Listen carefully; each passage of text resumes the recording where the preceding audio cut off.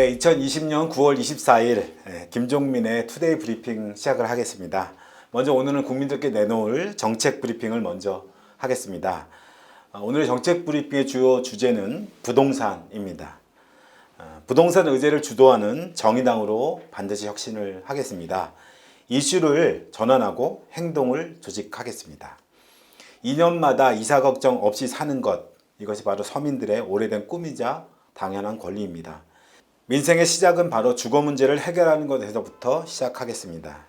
그러나 토건 세력과 투기 세력은 국민들의 소박한 꿈을 이용하여 집값을 끌어올려 왔습니다. 여기에 보수 기득권 보수 양당의 말로만 주거 안정이 맞물려서 이른바 부동산 불패의 신화가 완성되었습니다. 무주택자들은 영원히 집을 마련하지 못할 것이라는 두려움에 영혼이라도 끌어모아 집을 마련하기 위해 전쟁에 나서고 겨우 주택을 마련한 국민들은 그 집 한 채의 가치가 상실될까봐 두려워서 계속 부동산 시세를 보게 되는 신세에 처해 있습니다. 결국 부동산은 누구나 문제라고 하지만 누구도 답을 내놓고 있지 못한 상황에 처해 있습니다. 모든 선거마다 지역의 제1 이슈는 부동산입니다. 때로는 진보를 자처하는 후보들도 부동산 문제에서는 후퇴하는 오류를 겪기도 합니다. 이제 정의당은 정의당다운 부동산 해법을 제시하겠습니다. 그간 정의당이 이 문제에 소홀하게 됐던 것은 아닙니다만 결국 국민들로부터 선택받는 데에는 실패를 했습니다. 첫 번째 이유는 정의당 부동산 정책은 옳지만 옳은 것 뿐이었기 때문입니다. 정책 이슈를 주도할 능력과 존재감이 없는데 현실 가능한 접근만 해왔습니다. 냉정하게 말해서 존재감이 없는데 새롭지도 않은 옳은 소리에 언론도 기득권 정치 세력도 국민들도 관심을 기울이지 않았습니다. 두 번째 이유는 메시지만 있지 분노가 조직되는 행동을 만들어내지 못했기 때문입니다. 국민들에게 부동산은 당장의 분노이며 삶의 현장에서 일어나는 일입니다. 행동이 없는 메시지는 대안으로 선택받지 못했습니다. 부동산 문제에서부터 민생을 책임지는 정의당의 과감한 혁신을 만들어낼 시점입니다.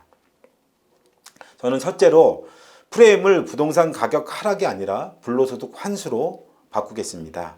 무주택자 대 집 있는 사람이라는 단순한 프레임을 넘어서 불로소득에 대한 강력한 프레임으로 전환시켜내겠습니다.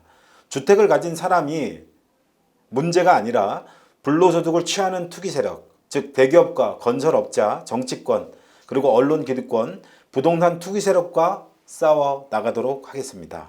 더불어 보유세 강화, 임대사업자 특혜 폐지 등의 강력한 제도로 부동산 투기로는 이득을 남길 수 없다는 일관된 메시지를 반드시 만들어내겠습니다. 두 번째로 정책 어전자 세팅은 좀 더 과감하고 선명하게 해내겠습니다. 공급 방식의 정의로운 전환이 필요합니다.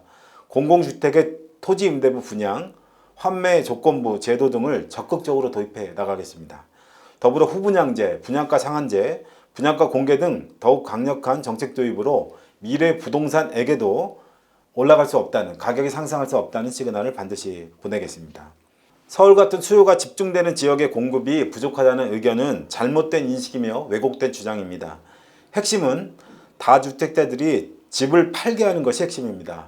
더불어 서울의 신규 주택 공급은 무조건 공공개발 방식으로 만들어내도록 하겠습니다. 아울러 세입자 대책으로는 불 지르지 않는 한 쫓겨나지 않는다고 하는 평생 안심주택을 제안하겠습니다. 전월세 상한제는 물가 상승률 수준으로 내리고 계약갱신의 경우 3년씩 3번 연장하도록 하는 정의당의 일관된 세입자 정책을 추진해 나가겠습니다.